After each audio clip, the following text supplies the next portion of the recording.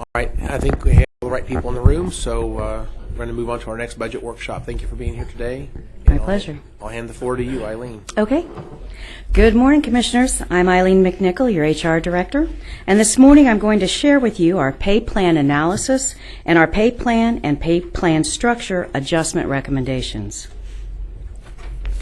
We started our pay plan analysis with conducting a talent risk assessment, and this was done by looking at all of the positions that we have and providing them a score for their tier position, and this was based on the manager's guidelines of tier 1, 2, and 3.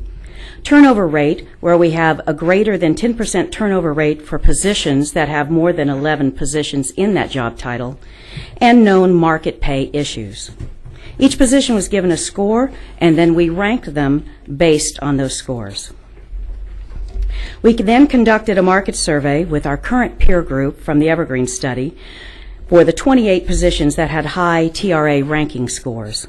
Our findings were, on average, we were 7.7 below market at minimum, 3.5% below market at midpoint, and 2.1% below market at maximum. And now in 2014, we did expand our range spread, our pay range spread, to 50%, which increased our midpoint and maximum, which would explain why we're not so far below on minimum and maximum. And then also in our survey, we asked our peer groups if they had adjusted their pay structure since we had asked for their data in 2013 and 14, and 38% of them responded that they had, on average 3.24%. So this partially explains, in conjunction with the Evergreen expansion we made in 2014, why our minimum is even lower than before. We then wanted to expand our review of the overall pay grades, so we used the pay grade data from our initial survey that we did and the Kansas Association of Counties database, and then we aged some data from our Evergreen study by 3.24% for other positions. And looking at all that data, our findings were, on average, we were 6.8% below market at minimum and 5.5% below market at midpoint. Knowing that compression is a major problem, we wanted to evaluate where we are with compression. So when we talk about compression, we're talking about when there's a small difference in pay between employees regardless of their skills or experience. There are two types of compression. There's in-grade compression, and this is where new hires are brought into the range in or close to where more tenured employees are, or there's between grades, and that is when subordinates and supervisors are very close in pay. One of the challenges that we have is going from a tenure mindset to a pay-for-performance mindset. And we've not been able to fully develop a pay-for-performance mindset due in part to the small pay pools, which have contributed to the compression, and also in some areas where there's just not enough distinction between levels of performance. Compression also is the result of market rate for a given job outpacing the increases historically given by the organization to high tenured employees, and that we regard as pay progression. Our compression, as I said, was exacerbated by the Evergreen implementation. Many of the positions were significantly adjusted, and the employees who were in those pay grades were brought to minimum. If the employees were below the new minimum, they were brought up. The other employees were just given a 1.26% increase. Now, some of the positions were reclassified and slotted into one pay grade. As I said before, we went from 4 pay grades to 1. We had 801 employees that were taken to the new minimum of the pay grade, and the remaining employees received a 1.26% salary adjustment. The next part of our analysis was to conduct a compression and pay grade progression analysis. And we did an analysis on pay grade progression. When we talk about pay grade progression, this is where employees would be expected to be with normal progression. And I'll explain that more in a moment. We used a scatter diagram looking at Compa-ratio by job grade to tenure. And when we talk about Compa-ratio, what we mean is that is where the employee's pay is in relation to the market or midpoint. And that is the market or midpoint that is in our current pay plan not the one that is compared to market. Keep in mind, we are below market at our midpoint. And then tenure, we looked at these years of tenure, 0 to 3, 4 to 6, 7 to 10, 11 to 15, and so on. And the reason why we grouped those was 0 to 3 years are typically the entry-level years where you're learning. You have that learning curve on the job. 4 to 6 years is where you start to develop a little bit more confidence, a little bit more knowledge in how you do your job. And by 7 years, typically you would be at market, at midpoint. You would be fully developed in your job and understanding the job.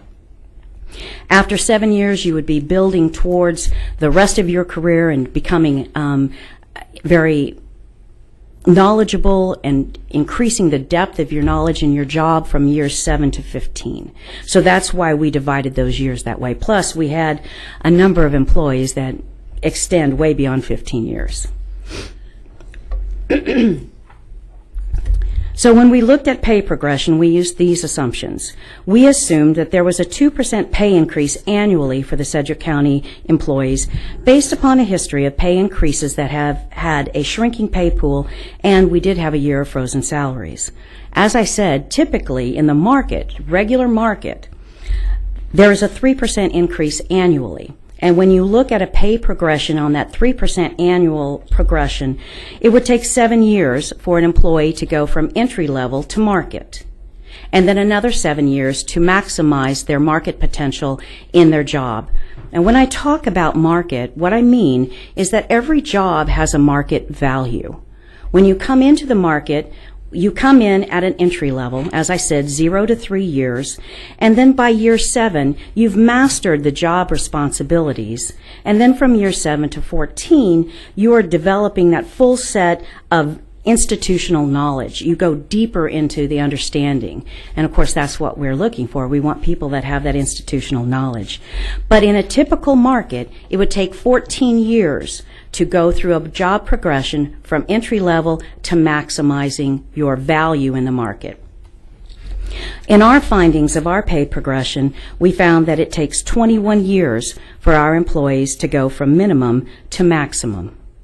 And what you're looking at on this grade, on this chart, is grade 120. This is where a majority of our employees are.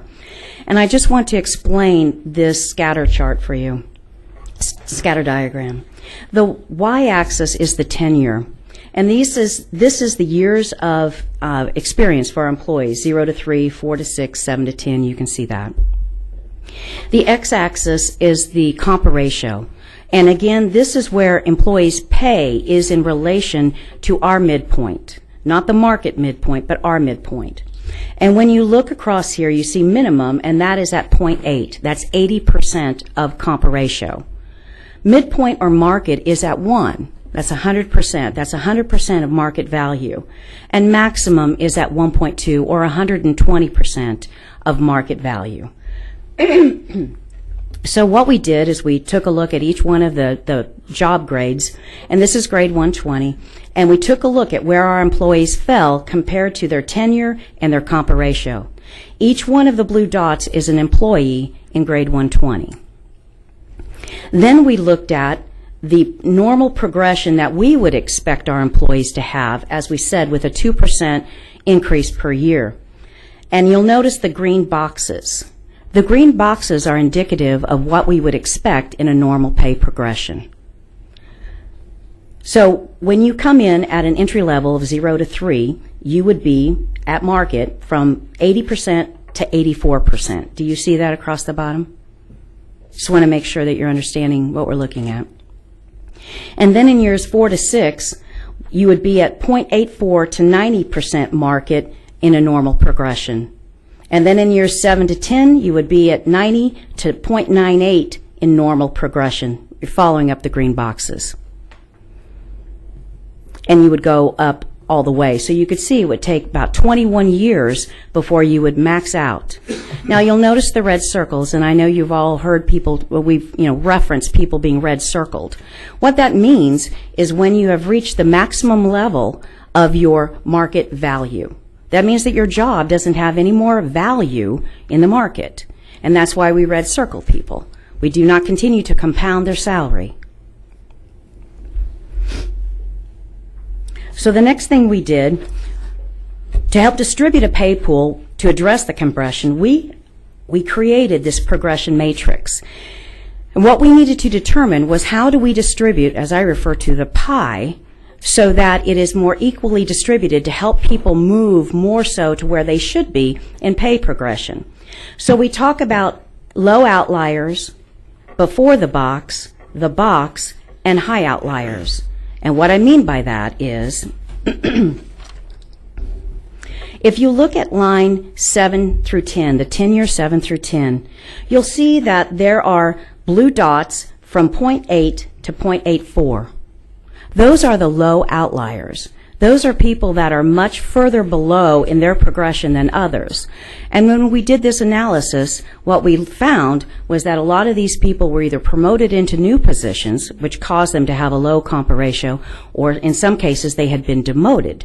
So they were in those lower Compa-ratios because their pay had been reduced, even though they'd been here longer. The next level is between the two orange lines, the 0.84 and the 90%. This is the area called before the box. These are the people who are more behind in their progression than they should be. More of them should be in the box, which is the green area. That's referred to as in the box, and that's the market Compa-ratio of 0.91 to 0.98 for 7 to 10 years tenure. Does that make sense? And then the blue dots beyond the box, the high outliers, are from 0.98 beyond for the years 7 to 10. I just wanted to help you understand what we mean by when we're saying low outliers, before the box, and high outliers. Are there any questions on that? Okay.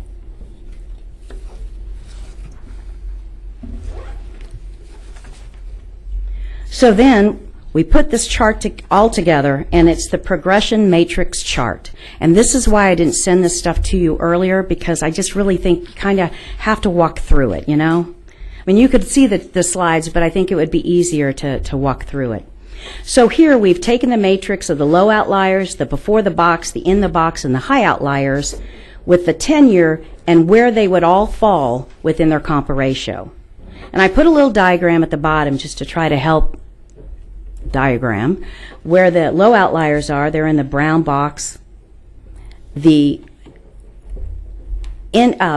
Before the box are the blue triangles, and of course the box is the green areas, and the red ovals are the high outliers. So our analysis results showed 74% of our employees are below market.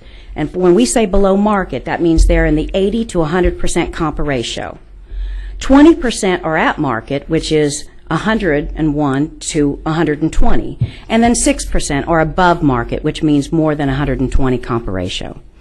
When you look at this chart, the white areas are what you would expect to see in these areas of market, below market, at market, and above market. It's the yellow areas that are the problems, and that's what's indicative of the various charts we did, the scatter charts we did for the jobs. So to address our negative position in the market and to help address our compression problem, based upon these analysis, the manager is recommending a 7% pay adjustment budget. It will be distributed as shown on slide 12. When you look at this chart, or this table, the first column shows the 4, 3, 2, 1, P, Z, and X. The 4, again, is the before the box areas. The 3s are in the box. The 2s are low outliers. The 1s are high outliers. The Zs are above max. The Xs are the people that would need to be taken to the new minimum. And then we also had our vacant positions that we needed to bring to minimum. And then there's also the P, which is part-time people. So I wanted to explain that part. How we're distributing the pie, instead of saying it's a 7% budget and we're giving everyone 7%, based on that analysis we did, we need to distribute it differently. And so those folks who are before the box would get 11.28% increase for the cost, as you can see over in the far column. The people who are in the box would get a 9.85% increase for the amount on the far column. The 2s are the people who are low outliers. They will get 8.43%. The high outliers will just get pay for performance, which is 2.5 in that budget. The Ps are the part-time people, and they will be taken to the minimum at 7%. There will be adjustments for 7%. The Zs are above max, so they'll just get the pay for performance at 2.5. And the new minimum will be there for the folks who need to be taken to the new minimum, that's 7%. And then for all the vacant positions, we'll have the budget to adjust them to 7%. All of that totals $9.3 million almost. And when you add in the overtime and the labor taxes, the operating fund is $11.8 million. But we'll just be addressing the property tax fund, which is $7.7 million. The cost will be reduced, however, by our pay-for-performance pool and some overtime savings. So we have the initial county property tax funds of $7.7 million, and we will be using our pay pool to help fund that, so that's $2.7 million. And we do absolutely expect to see a reduction in turnover, and from that, some reduction in overtime, and we're estimating $720,000, which is about 11% of last year's overtime budget, and that would provide a total cost of $4.2 million. And that's just for the county tax funds. We're also recommending narrowing our pay structure. We're not going to be increasing all of our levels by 7%. Our current range is 50%, and we're proposing that we narrow it to 45%, where we would increase the minimum by 7%, the midpoint by only 4.85%, and the maximum by only 3.4%. And from our analysis, it shows that that would allow us to be in line and competitive with the market for government employers. Now, one of the things that had been asked in the budget presentations to you all has what the sheriff had asked for, an 8% pay increase for his employees. So we wanted to show you what that would look like in a distribution, so we're just using this as an example. This pie chart shows how our recommended 7% pay adjustments would be distributed to help address their compression issues and provide increases to help their competitiveness. When you look at this chart, you can see that if you find the 4s, the before the box folks, that's 32% of the operations staff, and they would receive 11.28% increase. There's 17% of the employees that are in the box, and they would get a 9.85% increase. 37% of the employees are low outliers. They are far left of the box. They would get 8.43. The high outliers are 7% after the box. They would get 2.5%. The part-time staff, I couldn't get this table to accept the 1%. I don't know why. But the 1% would get 7% increase. The X, that would be the people who would be taken to minimum. They would get 7%, and that is 3% of the population. And those folks who are above max, that's 4% of their employees would get 2.5%. And it skipped over the detention one. So for detention, it's the same concept in the fact that for the 4s before the box is 22% of the detention employees. They would get 11.28%. And I won't walk you through the rest of it, but you can see that 23% are in the box, 44% are low outliers, 1% are high outliers, 8% go to minimum, and 2% are above max. So that would be the distribution that those employees would receive based on this recommendation. Now there are some additional considerations. With FLSA, we have that approaching. Our exempt pay threshold is going to be adjusted to $47,476. And that starts with our pay period that includes December 1, 2016. We have 293 exempt employees going to non-exempt, and we would be able, if we can make this pay adjustment, we would be able to move our grade 129, the new minimum would be $48,518. That would allow us to reduce our impact of moving exempt to non-exempt by 62 employees. Our non-exempt level would end at grade 128. Also, with this new change to the FLSA, they will be adjusting it every 3 years based upon the Consumer Price Index.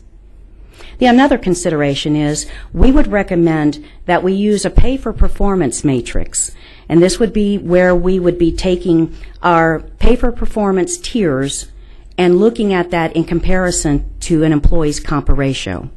Those employees who are high-performing with a low Compa-ratio would get a higher increase than high-performing employees with high Compa-ratio, and this will help stop the compression that will continue to happen if we don't implement something like this. So that is our recommendation as well. Also, we'll be conducting market surveys based on our talent risk assessment every 2 years and potentially needing to make market adjustments to our pay structure. That will be an ongoing situation. Every 2 years there may not be a need, but there may also be one.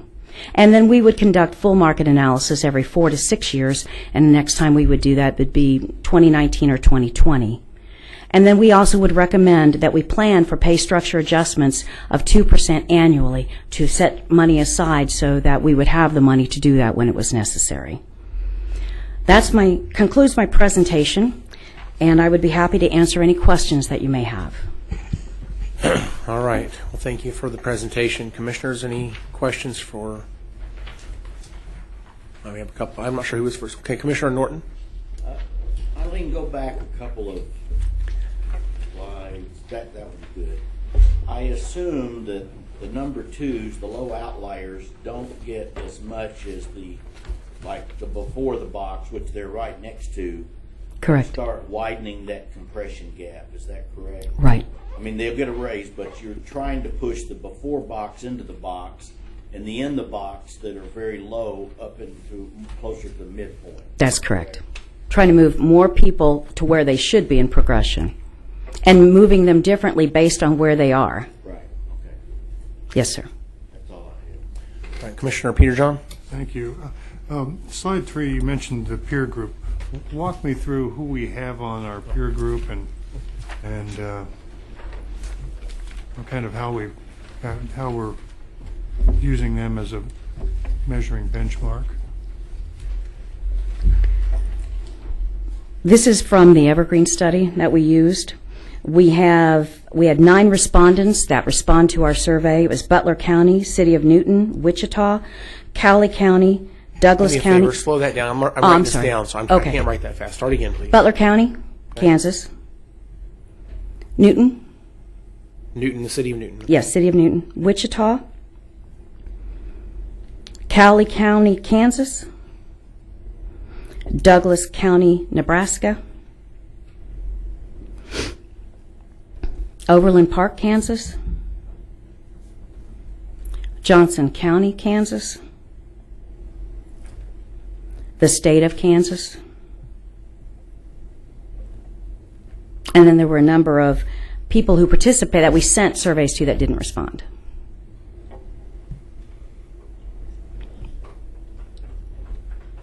So do we have updated figures since the Evergreen study is a couple of years old, or are we using the data that we had from during Evergreen as our comparables? When we used some of that data, we did age it, So, 3.24%. okay, so we just applied a 3.24% across the board, and For the numbers that we used, yes. And then we also put in cost of living adjustments for when, like, we used Johnson County and Overland Park. so 3.24% plus the cost of living adjustment.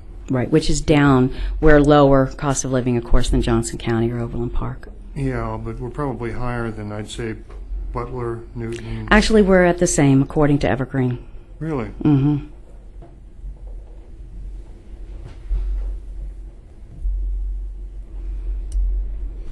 I'm not sure how we measure in terms of state of Kansas in terms of, I believe that was the same, too, if my memory serves me correctly.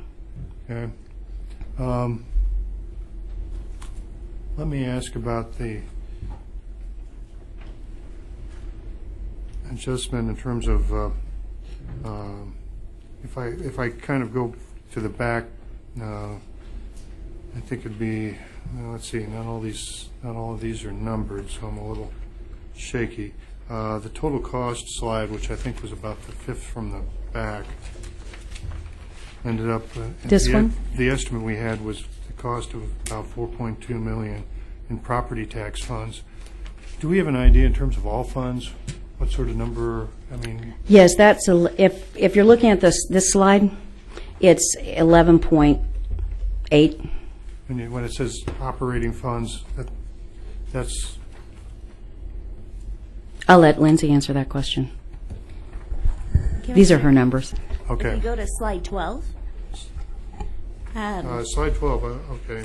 that second row from the bottom shows a total for all operating funds, and that would be 11.8 million. And then the next slide only focuses on the county property tax supported funds. Okay. No, for some reason my slide 13 isn't numbered. 14. Yeah, I don't know why. And so I don't know why. I'm a little on there. Okay. Well.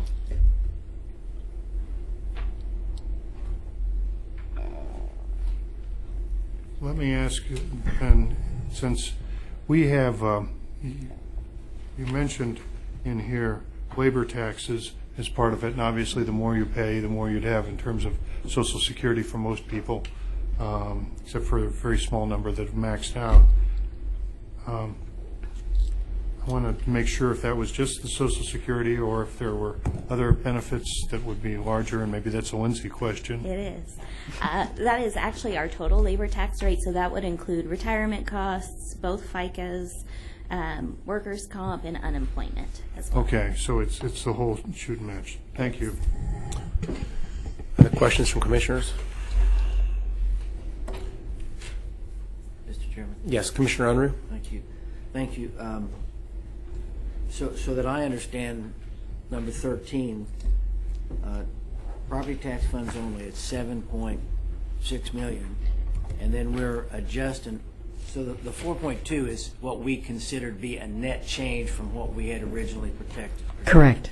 Right. Using the actual pay for performance pool that people would be getting in January, and then projecting an overtime savings from reduced turnover. And the reduced turnover is kind of a, Right. That's not a hard figure. yeah, right.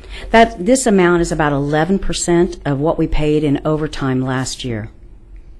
And that's based on the fact that we believe that we will save some people from leaving due to these changes, and that will in turn save overtime costs. Right, I understand that. I just want to make sure I understand that the 2016 to 2017 is 7.6 million in hard dollars. Yes. Okay.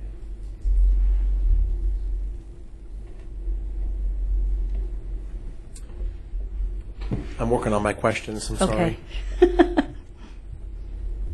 Okay, just really a silly question, but you spend a couple of pages here talking about compression, okay? Then you start talking about Compa-ratio, Yes. and I've looked that term up just to make sure I understand the term, and it seems to be a term that's understood in the HR world. And it means comparative ratio, not compression ratio. Correct. So comparative ratio To the market. to the Midpoint. market, and the calculation is the current salary divided by the market for that job, Correct. right? Just a couple of questions. Okay, so on slide number 11, it seems to me that 100% would be a market target. Correct. 100, okay. But you say 20% at market, and that's 101%, 120% comparison. Why are we considering 100% below market and 101%, 120% at market? It's just kind of dividing it. It's looking at three ways of looking at it. There is below market, which is right at 100%. we've got 74% of our employees that are from the minimum to market at 100%. And then we've got 20% of our employees that are at market to maximum of market. And then we have 6% that are above market. I understand the way you divided it out. Okay. I don't understand why, if 100% is considered a employee paid at market, why are we considering that to be below market on this chart? And it seems, that's what it says. It seems to me like if 100% is the goal, then some range around 100% ought to be considered at market. I would have picked like 95% to 105% would have been Okay. at market. I understand. And something like below 95% would be below market, and maybe above 105% would be above market.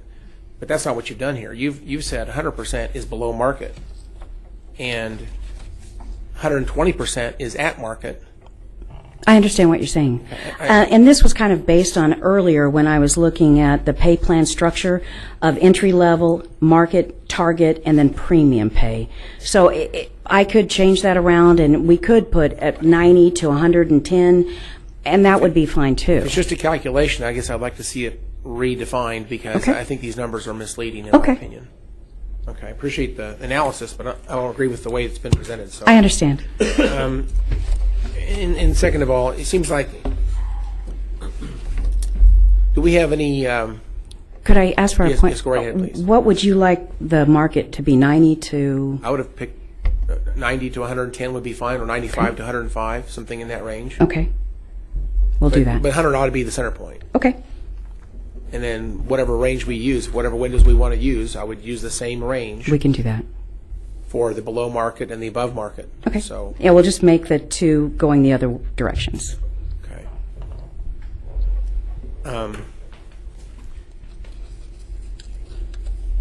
Again, we kind of talked about this earlier, I think, when we first had our first compensation presentation.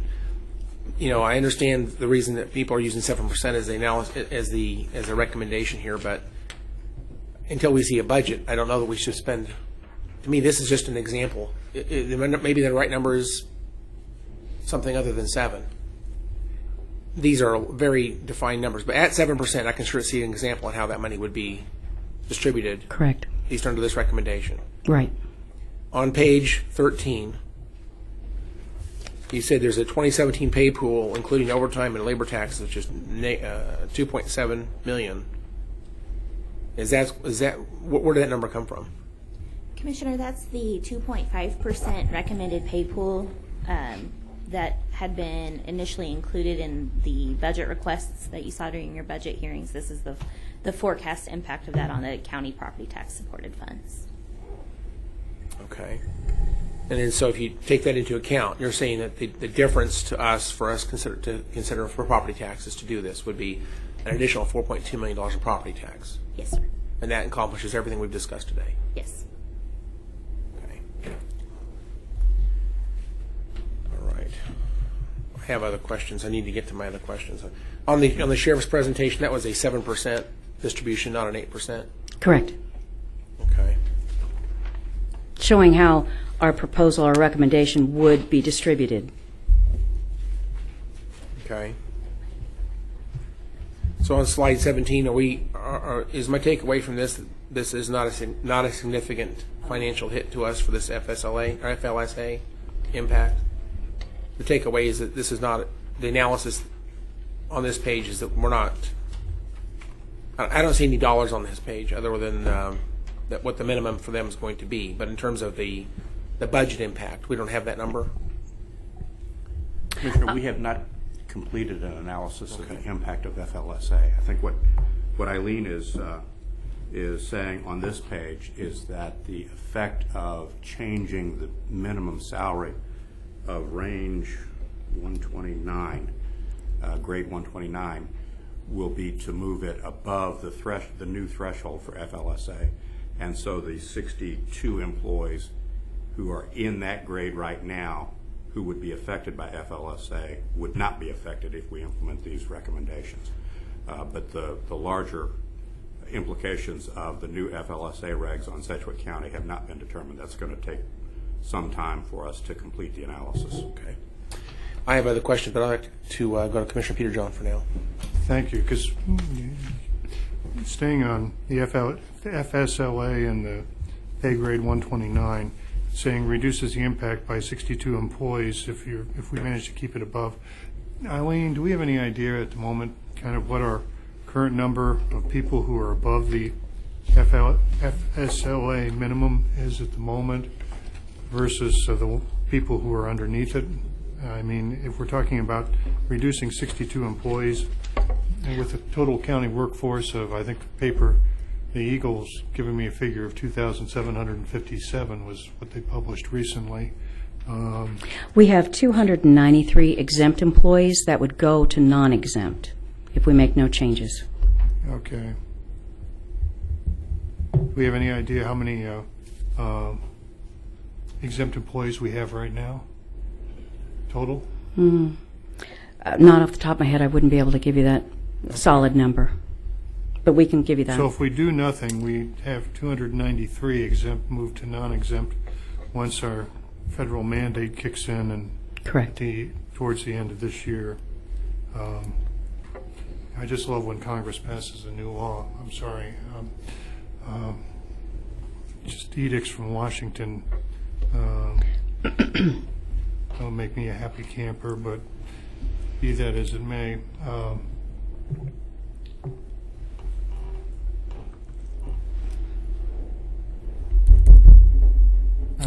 leave that at that at this point. Okay. On page 3, when it talks about the aging of the Evergreen study, Yes, sir. okay, so I understand that 3.24%, is that a CPI adjustment? No, well, I don't know. Potentially for them it might have been, but this was from a survey. When we surveyed these peer groups, we asked them if they adjusted their pay structure since we got the data from them. And they said that on average they had adjusted at 3.24%. And they didn't say, I would assume it was in conjunction with CPI, but I don't know. But on top of that, we added a COLA. So we're talking about COLA. 3.24, you mentioned two things earlier when another commissioner asked the question. You said that they adjusted it by 3.24%. And again, I don't know where that number came from. And then you said something about they also did a cost of living. I may have misspoke. Okay, so it's just only one adjustment. Correct. Okay. All right, that helps.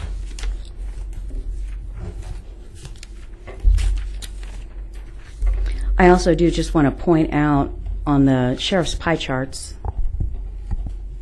the percentages range from folks who are before the box getting 11.28% to folks who would just be the above max and the high outliers just getting the pay for performance pool. So the majority, not the majority, well, let's see, 22. Yeah, the majority of the employees would be getting more than an 8% increase utilizing this distribution. Okay. All right, Commissioners. What this, really, in terms of where we were a couple of months ago when we did the first compensation workshop, in analysis and really a lot of the detailed work that Eileen and her group has done. If what you notice is, it isn't a shotgun approach that needs to be done with this. 2 months ago, we're looking at, hey, 7% across the board, kind of really what's been done in the past.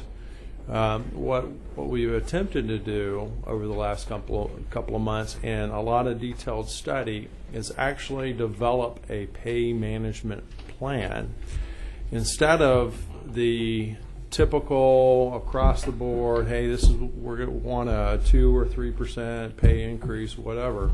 That's not going to solve the problem. What you saw during all the different budget workshops and meetings and discussions was that there is a compression problem because there was no pay management plan, and that's just how it has been done. But what this does is kind of fix creatively, based off of a lot of detailed analysis across the board. It targets those specific areas across the spectrum of the organization by grade, the areas that are hurt the most, and gets them back towards the box in a way that I think will not cause you this time next year having the same discussions about, hey, we have pay problems. We need another 2 or 3% pay increase. This is how we're going to do it. This is at least a different way of looking at it, and it's something that you have to fix that targets those critical areas that were briefed to you that are problems, especially with our Tier 1 agencies and the corrections and sheriffs, et cetera. So it's just an approach, and it's something we definitely wanted to get in front of you just to look at and give us your feedback. I think that's a good comment. Before I get to Commissioner Peter John, I'd like to ask, I see some representatives here from the Sheriff's Office. I was just curious if anybody's talked with them about this plan and whether or not they're satisfied that this does what they wanted to do.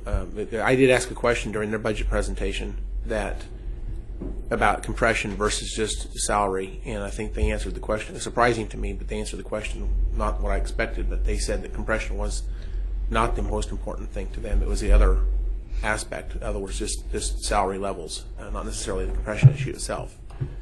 So I'm just curious if he wanted to speak to that. I don't remember that comment. But Well, Commissioner, I'm sorry, Sheriff, you mind coming to the microphone if you want to speak, because this is being recorded. Thank you. There was a lot of discussion that day. I don't necessarily remember that comment, but I was off last week. Eileen tried to get with me to go over this, so this is the first time I've seen this.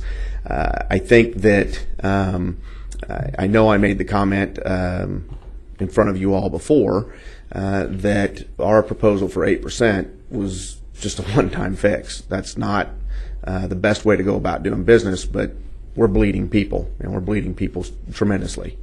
And so with what I've seen today, this is a lot more of a comprehensive approach to fix the problem and to fix the problem in the future. So, yeah, without talking to Eileen about specifics from what I've seen today, I would say that this would be a lot better approach.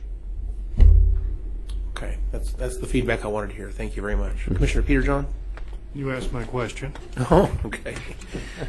All right. Well. Oh, I do have one more comment. Lindsay pointed out to me that when you were asking about COLA, and what I was saying was a cost of living adjustment, and that was when we did our first survey with Johnson County and Overland Park, and we made sure that we put in the cost of living adjustments when we did those surveys. So that's where that came from.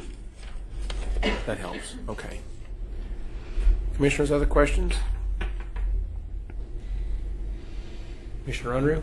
Thank you, Mr. Chair. Well, first of all, thanks for all the hard work. I mean, this didn't happen over lunch break or anything. I know that you guys put a lot of effort in arriving at this. It appears that that from your analysis, this is something that solves the problem that we're at the point we can't ignore it anymore. Because with the type of problem the sheriff's experiencing, we're going to start experiencing that at a deeper level across the county. So we have to do something to solve the problem. It looks like this is a good way. In future years, though, does this same analysis have to be completed if we're going to stay? I mean, once we get up to speed, we need to stay up to speed. So Yes. Or can we? Is this something then we can take the easy solution that we have had previously, or do we have to go through something like this? I believe what we're recommending that we do is with our pay for performance, that we do a matrix on that as well, using pay for performance tiers and Compa-ratio, so that we're keeping people where they need to be moving people along per their performance and where they are in Compa-ratio, so that we're moving people where they need to be moving through the pay progression. Okay. Hey, can I add on to that, Commissioner? Yeah, now pay performance is really going to be the key. because in the past, it really that hasn't been managed. So people are using pay for performance, not necessarily for a pay for performance, but for the most part as a pay raise. So whatever, if you would end up giving them a 3.5% by ratio, that would end up being a 1.75 across the board, where you're not really rewarding your key performers, your top 10%. So in this case, we have to manage that. In order to keep this on track, we have to manage pay for performance.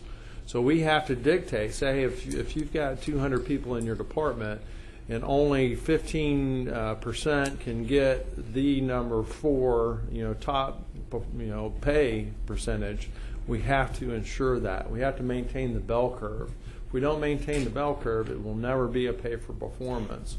So that's something that I will ensure we institute for future pay for performance pools. Okay, well, I just, And yes, it'll be a gradual. It won't be the 7%. It will be a gradual approach, but managed. well, this, the total number of this is a big pill to swallow, and we just want to get it done and then manage it so that it's predictable in our future budgets. So, and it appears that that's what we're going to do. I guess, Cronus, your staff can figure out how to handle $7 million. What you pass for. Okay.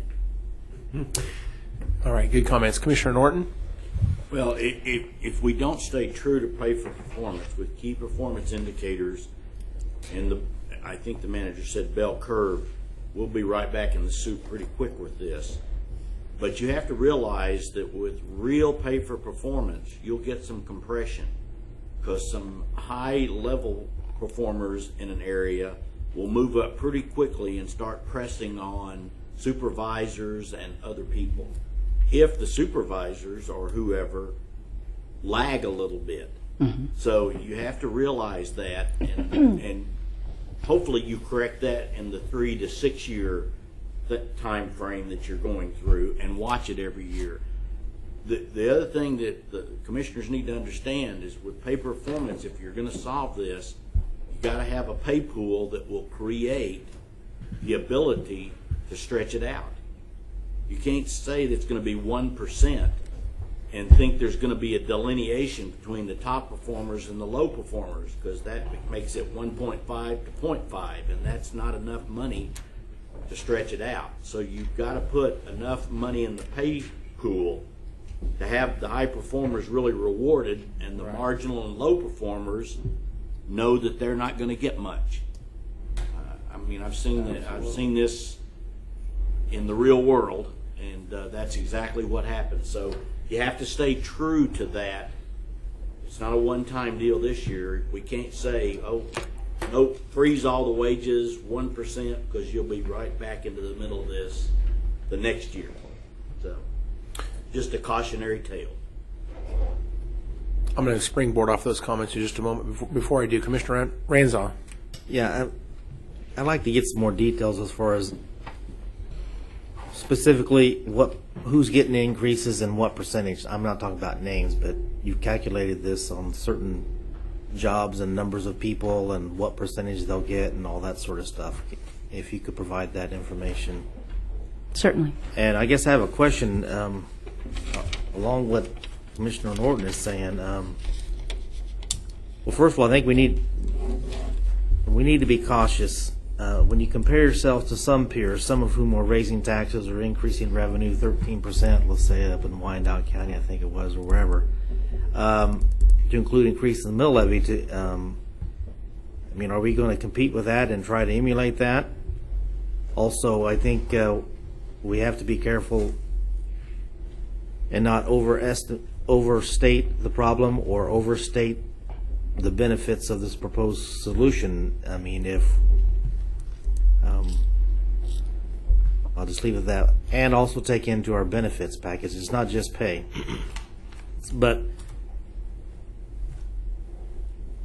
if our property assessed value is only going up a certain percent, how are we going to live within those means and guarantee what Commissioner Norton, how can we guarantee 3%?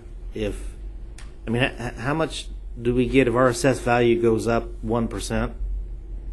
How much more revenue do we get versus a 1% increase in salary? I mean, you don't have to tell me that now, but you follow what I'm saying? I mean, we're trying to live within our means. Not every municipality around here is, and they will pay the price at some point. So let's not set ourselves up for unrealistic expectations down the road. And the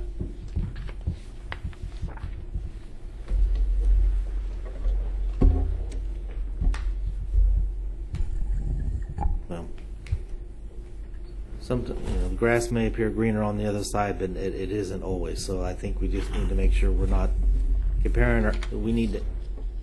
You can take a snapshot of another community, but if you don't understand what's going on in that community and how they're getting there, you may make some decisions that lead you to do things that financially you can't sustain.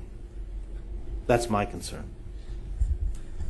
I mean, we're talking a lot of money here to begin with, in addition to everything else everyone's asking, and Tim's point is well taken, is, can we give 3% if our assessed value is growing 1% or 1.5%? I mean, we have to be realistic. Those are all great comments. The one chart that actually shows where we stand as an organization is our organization. It's something that we have to fix. Now, granted, there's different counties we could use. Evergreen used some. I think we actually used some more in this particular study. But the fact is, our organization doesn't have a pay management plan, and we have to fix that. So we will use the best data we can to be able to make those recommendations, to get it on a glide slope that we can sustain in the future. Whatever budget I end up recommending to you will take all that into account. I don't recommend I'm going to stay within the policy that you adopted on debt policy and not raising the mill levy. I will do all that.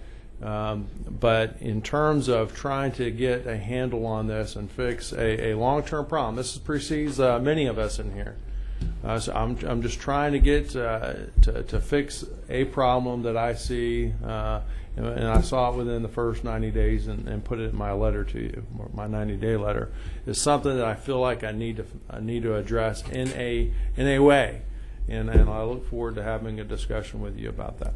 And one other question: in all these numbers that you're adding up, can you differentiate between what you're spending to fix some compression issues that we have internally versus just meeting the market, so to speak? Does that make sense? There's two different issues going on here, or am I not understanding that correctly? Well, we might be able to provide you where the employee is in their Compa-ratio, which would explain where they are to our market point when we give you this information about what the pay increase would be by their job title. We could also show where they are in their Compa-ratio, if that would help. Well, didn't you have to analyze this for two different things and come up with, I don't know. Does Lindsay have, or no? Well, I think, and Eileen, maybe if you can go to your slide 12. On this slide, it shows you, commissioners, what the percentage pay adjustment is for each of those types of categories that Eileen has outlined. And so, for example, the category 4s are 11.28%. And so where it's not a 7% or not a 2.5%, those are areas that are being corrected for the structure, the 7% and the 2.5%, whereas the rest I would argue would be made to adjust that compression. That would be correct. issue. So anything over 7%? Correct. In these other ones? Okay. And I have to agree with Commissioner Howell's statement about how you calculated some of those categories there and 100%. So I'd like to see that. Sure. I'll be sure and get that to revisited you. as well. So, thank you. Commissioner Peter John. Let me jump back, and this is maybe a question for Chris or Lindsay. When people have asked me about growth in the county tax base and appraised value in aggregate, that's always a kind of a tricky question. I've used the figure of 1 to 1.5 million for a 1% increase in appraised value. Would that seem to be a reasonable number? Is there a better number either of you can think of? In terms of actual collections, 1% is about $670,000 at this point, based on our current assessed value. If we were to go up 1%, See, I we said would appraised. anticipate. I said appraised I'm value. sorry. I apologize. I said appraised value as opposed to assessed value, because of course assessed values are going to be trickier, because if we get $1 million worth of utility property that's assessed at 33%, that's going to be worth a lot more than $1 million worth of ag property or residential property that's residential be at 11.5% assessment ratio. If you multiply Lindsay's number by 4.5 or 5, you would have the appraised value. And what was Lindsay's number again? $670,000 for a one. That's what we would expect to collect in taxes, based on a 1% growth in assessed value. Okay, because if we're about 130 million, aren't we, for property tax collections? That's about our levy. So 1% would be 1.3 million. Help me understand your number, Lindsay, versus what I'm trying to make sure I understand kind of a benchmark, because Commissioner Ranzo's point in terms of either, something's got to give. You either have to increase your mill levy, or you've got to limit your spending growth. And we've got some flexibility, but in the long run, something's got to give. Absolutely. And the difference in my figure that I told you is that you're talking about a $130 million tax levy. We would obviously want to take into account the TIFs, TDIFs, and delinquencies when we're assuming how much actual revenue we're going to collect from that levy. And so, for example, for 2017, we're estimating our growth to be 1.4%, just shy of that. Okay. And so our current property taxes that we're estimating for the current year that you got in your quarterly report would be right at just less than 125 million in terms of current property tax collections, and we anticipate that next year we'll get just a little bit more than 126 million based on our levy and So after you've taken out the TIFs and the other special Yes, sir. entities, well, it goes to another. Okay, thank you. Thank you, Commissioner. Commissioner Norton. Well, the conclusion I've come to a long time ago was this. To solve this issue, there's only two things that will happen.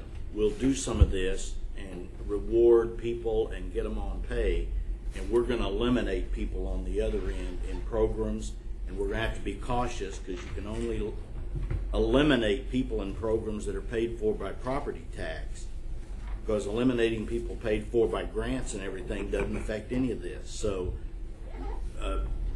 to do this with no debt, no mill levy increase, there's only one solution to it, and that's we're going to get rid of a number of people to be able to reward the people that are left.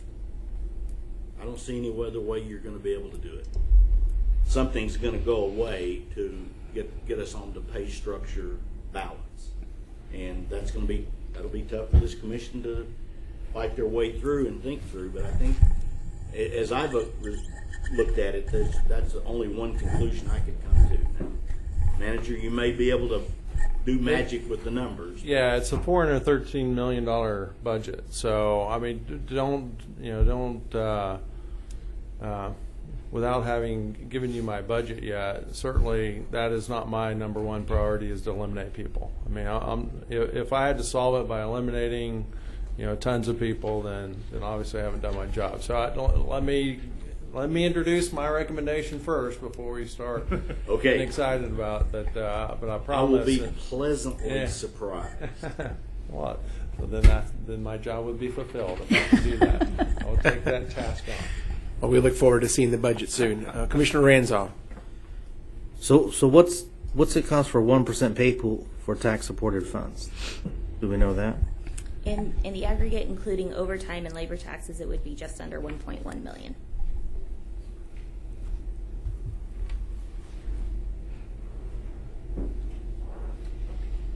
So 1% increase in assessed value gives us 670,000, right? Is what you said. But if we have a 1% pay pool, that costs us 1.1 million. Oh, right. So if we're That's not just tax. well, I asked for tax-supported fund. Tax supported is the 1.1. So if we have a 2% pay pool, or 2.5%, listen, like we had planned or budgeted 2.5% pay pool, and it's going to cost $2.5 million or a little more, but we have assessed value of an increase of 1.4%, which is going to be about $1 million or a little more. I mean, we're already losing ground there. I guess that's the imbalance that has always existed, but in the past, the assessed values has grown more. I mean, prior to the economic downturn, if it was growing 4 or 5, 6, 8%, then that's a different story. Because but with this lower assessed value growth, that in 1 year we had what was it? Didn't we have a decrease of 0.7 or something? So, prior to the downturn, it wasn't as much a problem. But I'm talking about the new reality, so to speak. And so, and that's just in pay increases. But you have increases in papers and electric bill and water bill and all the other stuff before you even start that you got to do. So, okay. Don't see any lights on for just a moment here. I'd like to just reflect on slides 5 through 11. Make a couple of points here. On slide 5, you make a comment that there's a problem between tenure mindset and pay for performance mindset. Yes, sir. When I've heard the manager speak this morning, it seems to me we'd like to put a little bit more emphasis on pay for performance and actually make sure that it happens.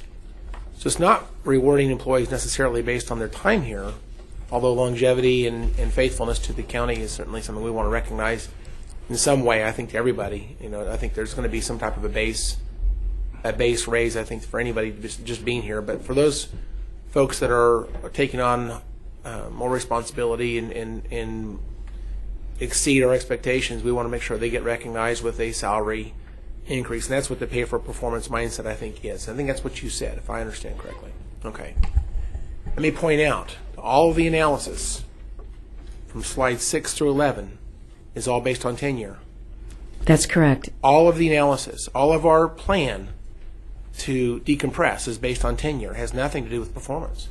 And that's because of the pay progression problem and the compression that we've had, exacerbated by small pay pools, a frozen pay pool, our evergreen effort, and that's the problem that we have. If we can get this adjusted to where people should be in a pay progression, then we can implement the pay for performance with a matrix that will keep that compression from being an issue, along with recognizing high performance.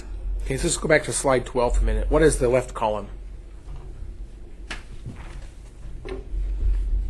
That is the before the box, the low outlier, high outlier, part-time, all those. But those numbers are all based on tenure once again, right? Yes. Okay. Where they are, not just tenure, but tenure and Compa-ratio. It's not just tenure. It's tenure and I Compa-ratio. understand. So in other words, we have someone who's been here 20 years, they're not being paid enough based on our Compa-ratio. Based on where they should be in their Right. pay So we want to progression. adjust them up this number because of the number of years they've been here. Okay. Yes, to some regard, it does. It is in conjunction with that. Okay. And they're also linked. You're delinking them. One affects the other. So, pay for performance. If you've got a motivated employee and you got him at the pay scale that he was hired into and believed he was going to get promoted along with, you're going to have a more tenured employee. He's going to reach tenure. Let me say it this way. Sounds to me like what we're doing here is we're resetting the baseline, saying based on your number of years here, we're going to pay you what we believe is, we're trying to get you back to market based on the number of years. I have no idea if you're a high-performing employee or a low-performing employee, but we're going to get you back what we think is an average market or above average market for someone with the number of years that you've been in position. We're going to get you back to that number. Now, from that point forward, we're not going to pay you based on tenure from this point forward. We're going to start recognizing you based on performance. Which means this is really a one-time thing. We can't look back 5 years from now and do the same analysis because we're intentionally not rewarding based on tenure at that point. Once we get to a new baseline here, we're going to be recognizing performance. Sounds like to me. That's what the managed pay plan is that the manager was talking about. So 5 or 10 years from now, if we do this analysis again, we can't be critical to ourselves based on tenure. No. Honestly, if you do the analysis, you're not going to do it every 10 years. You're going to do the analysis every year. The analysis you do every year is going to determine what your pay for performance ratio should be. If we fix it the first time, right now it's 7%. When we do the analysis next year, it's not going to be 7%. If we fix what we're fixing this year, it's going to be that smaller number, and we can use that as our pay for performance to keep us on track and keep us on the glide slope. The other thing that's important. Let me interject though. Okay, so back to slide number, whatever this is, slide number 8. The people to the left of the box. Mm-hmm. That may be by design because down the road I might say, look, these are people who didn't get raises because they weren't performing, and the reason they're to the left of the box is because they're not the high performers, and the guys to the right of the box are the high performers, and so we create this diversity on pay scale on purpose, and we shouldn't be critical of ourselves because we've got diversity of pay scale. We're simply doing exactly what pay for performance says. So again, if we're going to try to shove everybody inside this box, that's exactly what we're trying to do. We're trying to get them all into the box. Sounds like to me. That's great to start there, but you have to understand down the road we can't be critical. If we pay people pay high performers more and low performers less, I should say not pay them less. We just don't give them the same increase. Okay, there's a diversity of increase. We're going to create people. We're actually pushing people outside that box on purpose, and then we're going to come back down the road. We're going to be critical to ourselves because people are outside this market box, and so I understand the goal here, but again, if we're not paying someone according to market now, could it be that we've already been recognizing performance in the past and we're being overly critical of ourselves right now? Some of those in the very low outliers are demotion issues. Not all of them, but some of them. But the other issue that's important to be able to address this now is the issue of attraction and retention. We need to be able to make sure that we can keep the good employees that we have per market. If they can get paid better, even at a government job, going to another location, potentially they will do that. And we have a responsibility to try to pay them as competitively as we can. Not based on tenure, but based on performance. And so I agree. If people but there's also the minimum, and that's the point. It's when you bring someone into the job, we have to be competitive in the marketplace, and the minimum is where you start that. If we're bringing people in, that's why it's so important that we make this adjustment significantly to the minimum, because when we're bringing people in, we're bringing them in below market. They can get paid more somewhere else, even in public sector. They can get paid somewhere else more than here. Okay, but we start at, looks like 80% of market. Correct. That's intentional. Is that That is a 50% pay spread, and it's based on the Compa-ratio of a 20% plus and minus of market. So until someone comes in and we know who they are and see how they perform, they can start at 80%. They can shoot up to something much more reasonable, and they're not, get them inside the green box pretty quickly because they're performing really well and they're going to get some big raises. And then because they're getting paid at market or maybe even above market within a few years, the likelihood of them wanting to leave is going to be less because we're paying them above market. I think this is a system that works. I guess my point is just because someone's below market does not necessarily Once a we get it, critical comment. right, once we get it It's by corrected. design. It's by, if you're going to pay for performance, then having people outside that green box is part of our design. We have to do that. It's part of the Once we design. get it And again, corrected, correct. If all we do is recognize people by tenure, which is what this analysis is generally based on, then we're not paying for performance. We're paying for time on, time in position. I understand the You gotta point that do, you're you know, making. you can do one. You can try to do both. I understand the idea that you've got to have some type of a reasonable minimum. I get that. And I think every employee ought to get some type of a raise. There ought to be some type of a baseline raise. And then above that, you're going to say the high performers are going to get recognized according to some management pay management plan. But by doing that, we're creating diversity amongst that pay scale. People outside the box on both sides. That's what that means. So I don't want to look back at this and say to us later on that we're doing it wrong, because this is part of the design of this pay system. And that will be contingent upon having a good pay pool to work with. I think I probably have confused everyone. Commissioner Ranzo? Yep, back to where I asked for the breakdown as far as each job, what percent they're going to get. I'd also like to have the turnover rates for each one of those positions or departments that's getting these increases, okay? Okay. Because what we have to be careful of is we want to lower our turnover rates, but there are some positions that have turnover rates beyond what salary is, and they're going to happen no matter what. There are other There might be factors. some positions that don't have turnover problems, but I think Jim and Tim have both talked about that there's going to be some compression if you do pay for performance.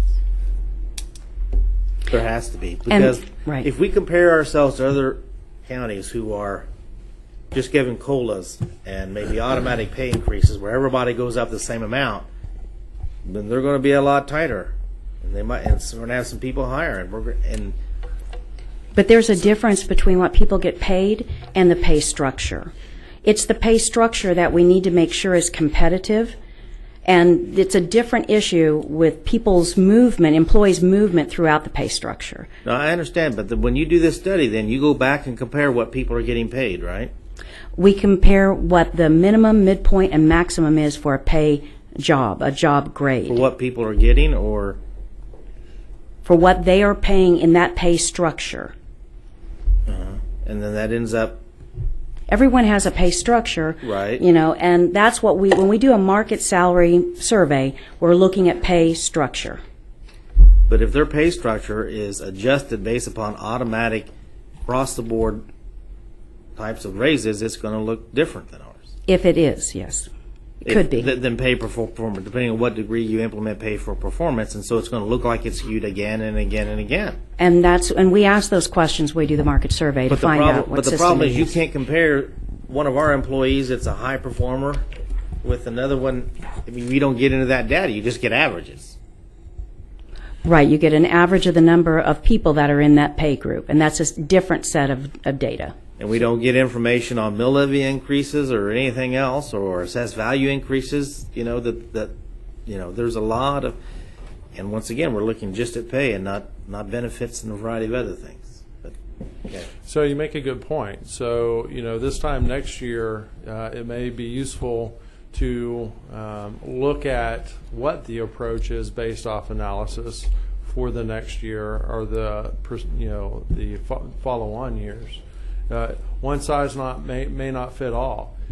Pay for performance and based off analysis of this fix, it may support a different approach for this time next year. But you make a good point. We need to really do the analysis as good as we've looked at it this year for what that approach would be sensible for next year. Maybe pay for performance isn't the right approach. Maybe it's not. But what I am looking for is some consistency. We don't have consistency across the board in our pay structure. We need to get some consistency. What sort of whatever that is. consistency are you talking about? Consistency on what people are brought in at, consistency on pay for performance, consistency on in terms of what we're trying to address here in compression issues. There is, like I indicated earlier, there is no pay management plan, and we need to try to get to that, whatever that will look like in the future and how we do that. What I do recognize here, and what I want you to recognize, is there is a problem. There are different ways to address it. I'm interested in it based off of what I'm giving you now, if there are better ways to address it. But this would get us and get a tighter shot group than the shotgun blast you see on that chart as indicated in what we've briefed you. I think this is a plan that gets you in a glide slope, and we can look at preceding years on what that a correct approach would be. I think there's a measure of pay for performance, or whether it's a COLA across the board, whatever that is. What we've shown you here is not the, hey, we just need a 7% across the board increase. That's not going to fix the problem. That would have been easy to do. It would have caused less time for the HR and budget folks to give you that. But here, at least 2 months of some really detailed work, getting down into the numbers across the spectrum of the organization on something that will help fix the problem.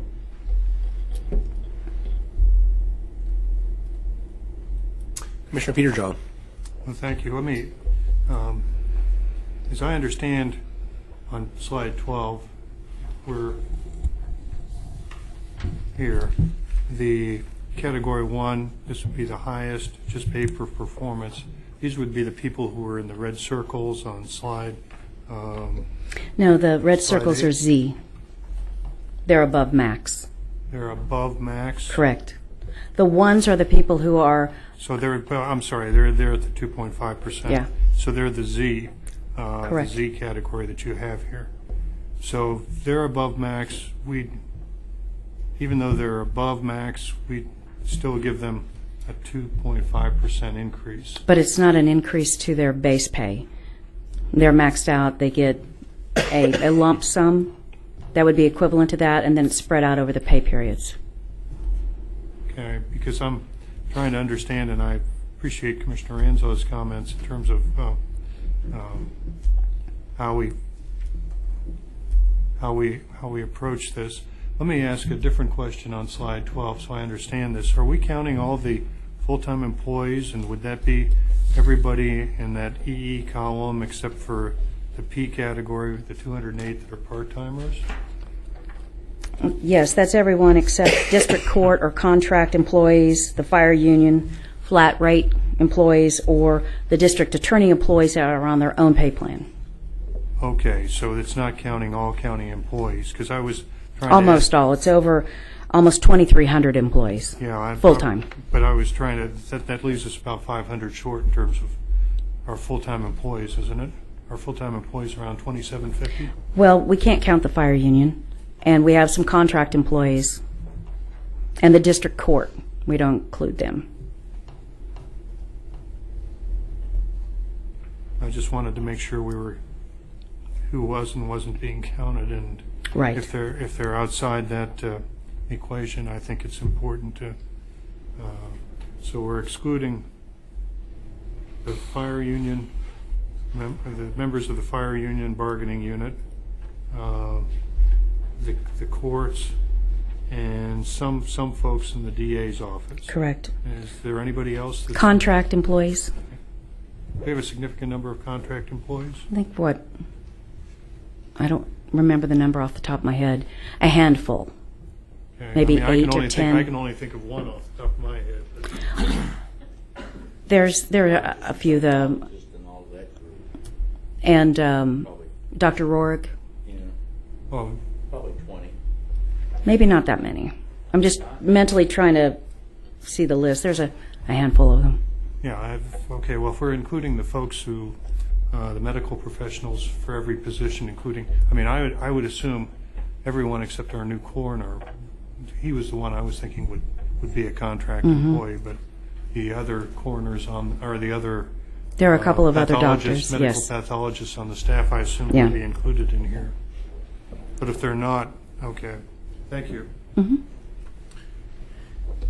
On slide 12, down at the bottom, you have SW, total SW goal. What is- Salaries and wages. So where did that goal come from? That was my doing.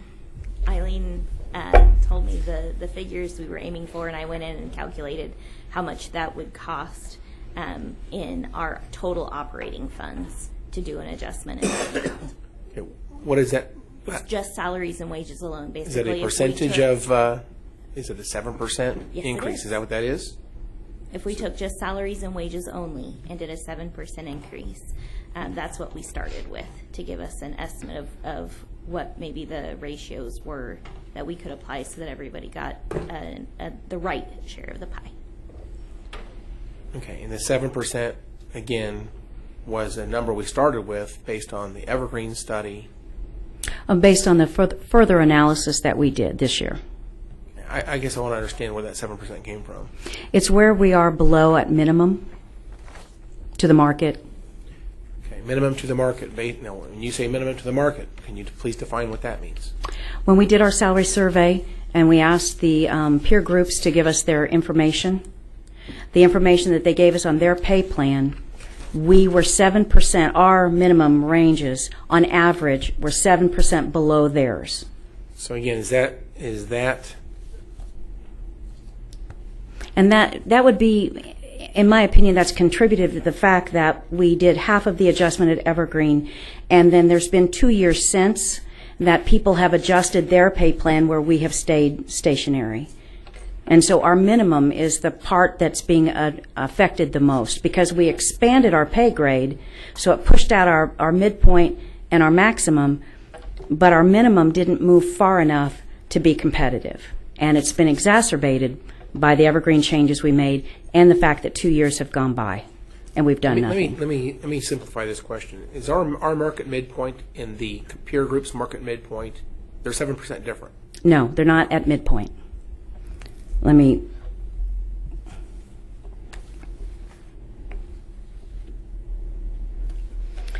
Based on the expanded market review we did, we are 6.87 below market at midpoint and 5.55% below market, 6.87% below market at minimum and 5.55% below market at midpoint.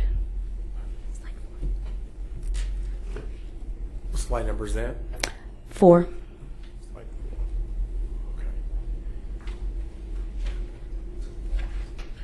Okay, so on average, 6.87% below market at minimum and 5% below market at midpoint. Correct. Okay. And so we came up with a number 7% to make this correction. Yes, sir. That's above 5.55 and that's above 6.87. Can you? It's rounded up. Yes, 7% is rounded up to. That just takes a that's a minimum reference, not a Yes, it's a minimum reference. not a midpoint reference. We're moving our minimum up 7%, and if you'll go to the, I think the slide before so last. we're moving our minimum up 7%, but our midpoint. This is a Slide number, 14. We have our pay structure that currently is 50% wide, and we're narrowing that to 45%. And in so doing, we are moving our minimum up 7%, narrowing our pay grade, so that means that our midpoint is increasing only 4.8%, and our maximum is increasing only 3.4%. Okay, here's the just to real. I'm trying to understand this, but it seems like most of the on page 12. Okay, we're talking about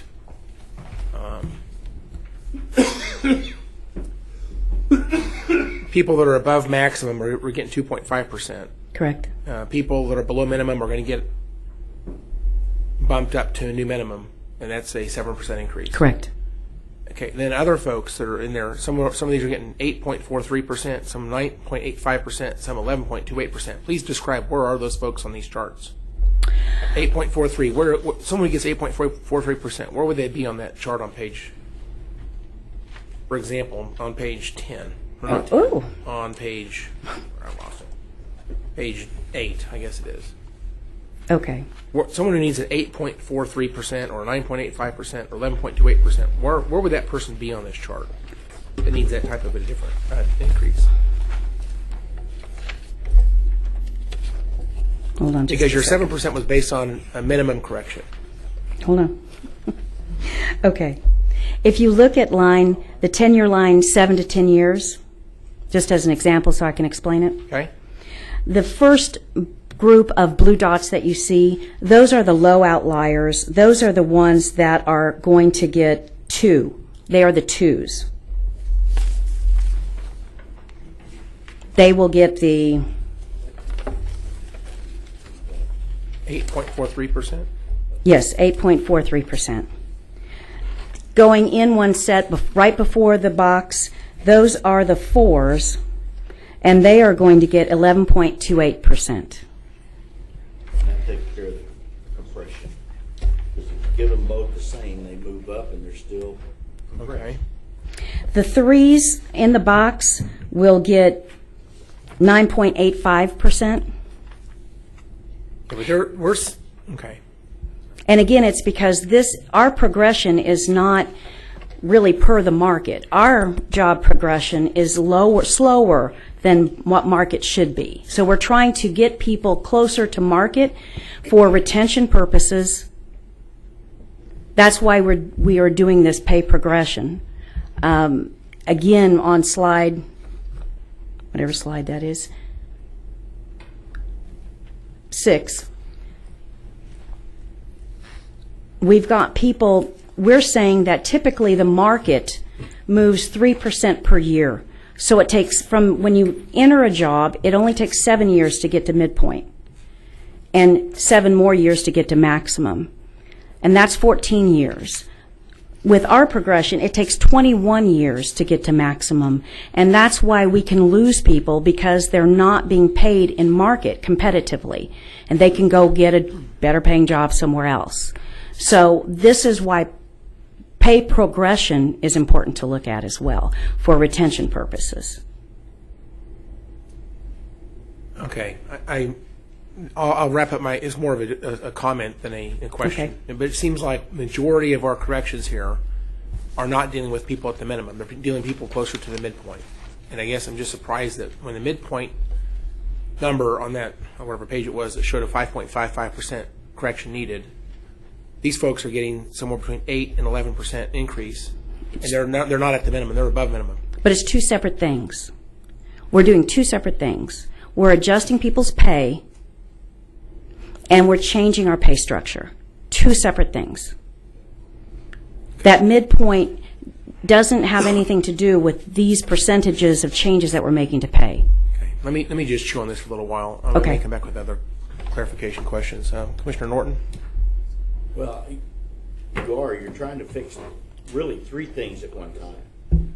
The minimum hiring to go out in the marketplace and hire people, because our minimum is woefully low compared to the market. You're also trying to retain people by making sure they're at a salary that'll keep them here, because they'll go out into the marketplace and go, wait a minute, I can do this same accounting job for 10% more. And then you're also trying to get rid of the compression issues where people, we haven't given too many raises and people are compressed down, and we will create that compression later if we solve this. But then you live with it. Yes. And the key is, if you have marginal employees, you make the decision that they move on and hire somebody at the new minimum and start them through the progression. You don't let people stay around forever just because they stay around forever. And that is the pay for performance. Your high-level achievers move a little quicker and might compress somewhere, and the low levels will compress themselves, and hopefully you move them out of the organization. You hate to talk that way, but that's the truth. That's the pay management plan. And if they're marginal and aren't doing a very good job, they may not be happy, and they'll move on their own, or you move them on. And then everybody else gets, based on their performance, how good they are, and the key performance indicators that have to be built into the review system. And I know the manager's thinking about that. We've got some of those KPIs, but they have to be built hardwired into the review system so that if you don't meet your objectives, there's the soft skill side and the hard goal skill side, and that gives you your score. And if you don't meet both of those, you're probably not going to get as good a raise. That's paper performance. Commissioner Norton, thank you for those comments. I think Manager Scholes wanted to say something a minute ago. Did you? Well, almost kind of what Commissioner Norton was saying, but what you were saying too. I mean, it's a complex algorithm. It's not a sledgehammer approach. Really, it's using a jeweler's screwdriver to try to really get down into the nitty gritty of what to fix and how to fix it. It's not a one size fits all. That's really what my point that I'm making is just what you were saying. And I still think you're a little confused on how it will work, just based off of your questions, which is exactly why I wanted to throw it in front of you. There was a lot of work done on this, a lot of questions asked, but it's looking at the nuts and bolts of how it works in its totality. And that's why I just can't recommend with good conscience and come in here and say, hey, let's do a 3.5% pay increase. It's just not going to fix the problem. It's going to mean we're going to be right back here next year. We're going to hear the same problems from all the departments and divisions. And honestly, I wanted to spare you from that and actually fix the problem and look for a way ahead. So I appreciate your comments.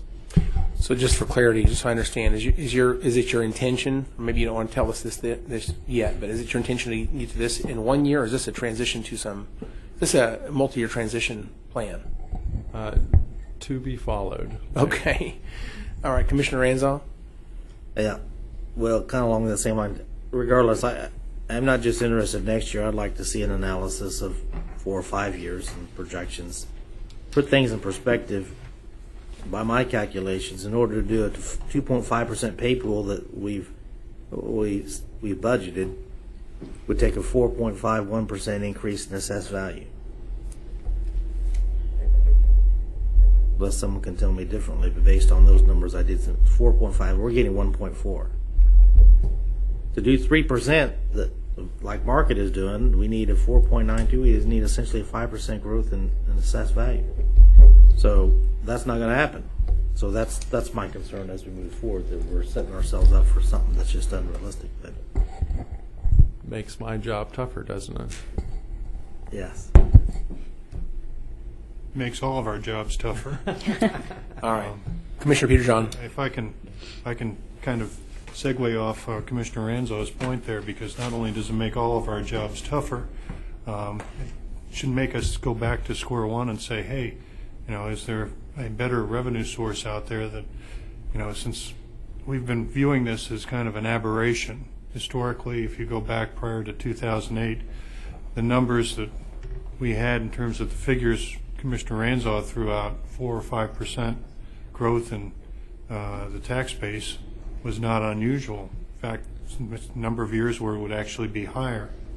But since we've had this downturn and things don't seem to be getting better, arguably some folks are saying it may even get worse, we seem to be kind of motoring along in very low gear. We're in this situation where maybe we need to think about the idea of coming up with a better, not to be totally or largely dependent on the property tax, because it just is not coming back the way it had been in the past, and that goes to more systemic questions that go beyond what either the manager or we can do within our current environment, but goes to the question of if we could find something that's growing faster and maybe move towards it. But that's just a comment. Thank you, Mr. Chairman. All right, thank you, Commissioner. Any other comments or questions from commissioners? Commissioner Unruh. Thank you. My conclusion to all this discussion is simply that we have recognized, not just this year, but even previously, that we do have a compensation issue and we have to address it. It appears to me that the work that's been done gets us at least to a beginning point where we can recognize the fact that we've got some folks that are underpaid for what they're doing according to the market, and we have to address the issue. We can't just go on and think that, well, if we don't get the revenues or this or whatever happens, we've got to do business now and we've got to have people to do it. So I think that we're going to have to make this adjustment And then we're going to have to challenge our staff to figure a way to keep us in bounds with our revenues. So I think we have to do this. Any other questions or comments from commissioners? All right. Let me just say I do appreciate the work that you have done, and obviously a lot of other folks. Who all in the room has been part of this plan? I don't know everybody here, but it seems like Bethany, Lindsay, Chris, the manager. there's folks in the room. I don't know who they are necessarily, but I just want to say Bethany, thank you put your hand for. up. That's Bethany. All right, thank you.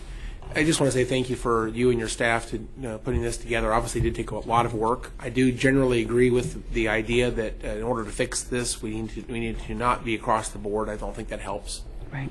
It just kicks that can down the road, and I think we need to be more thoughtful in how we judiciously apply any raises across the county. Because I think, again, I would love to give everybody lots and lots of money. Of course, that's not possible. We got to be more pragmatic than that. So whatever limited resources we do have, we'd like to be the most effective in making sure we get the biggest bang for the buck, literally.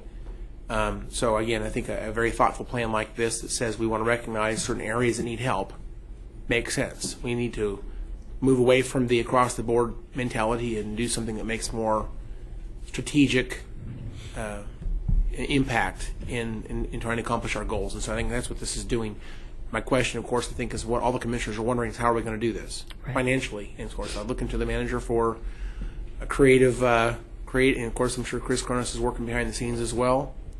But for creative ways to fund this type of an idea, I'm looking forward to seeing what that looks like down the road. But certainly, I think that the strategic plan on what this is trying to do certainly does make sense to me. So, well, thank you for everyone being here today. Any other questions or comments from the manager? Anything else? No. Okay. Commissioners, I think that's it. We'll adjourn for today, and we'll try this together next time. There's more of these. Is there more of these coming up? There's one more. One more. All right.